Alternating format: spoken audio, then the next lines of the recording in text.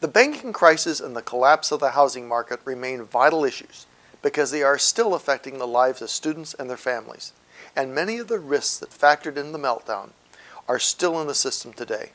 In addition, this multifaceted story is perhaps the single most instructive lesson that anyone can teach or learn about contemporary business because it touches on so many aspects of business management. As tomorrow's business leaders, today's students will face the challenge of preventing similar disasters in the future.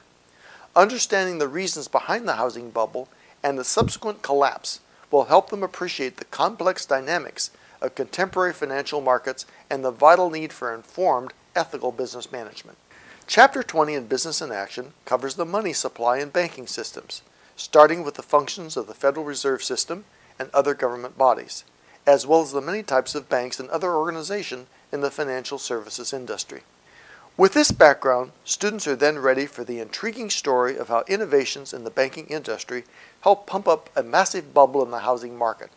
Students will get the message that innovation isn't always a positive force, particularly when innovations are misused or poorly understood, and sometimes even the best of intentions can lead to financial calamity.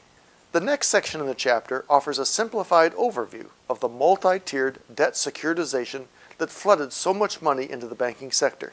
much of it through poorly constructed and poorly understood financial instruments, and spread the toxic risks to pension plans, mutual funds, and other institutional investors throughout the economy. Like all bubbles, the housing bubble had to burst at some point, and it did when the assumption of endlessly rising home values was exposed as the fantasy that it was.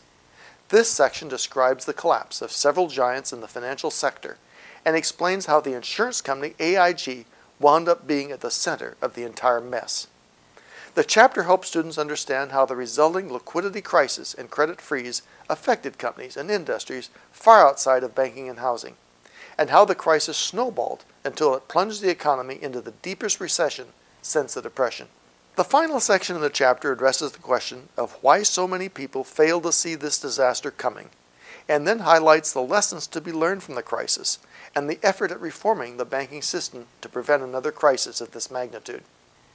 Exhibit 20.5 offers students a concise summary of these lessons, giving them valuable insights they can use as both business professionals and individual investors. The crisis in banking and the collapse in housing are such vital business lessons because they affected virtually every corner of the economy and demonstrated the dangers of reckless decision-making, the long-term effects of short-term incentives, the difficulty of managing risk in today's markets, and the consequences of decoupling risk from responsibility.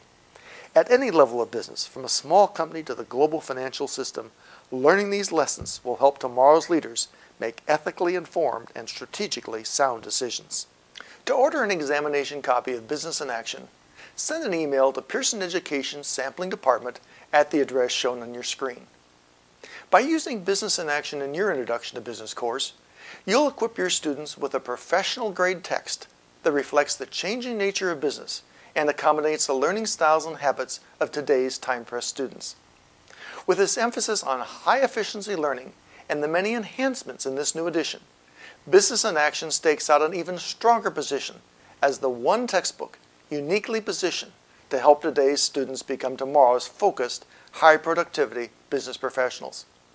For more information about this text and for a wealth of materials for you and your students, go to Beauvais & Thill's website, Teaching Introduction to Business.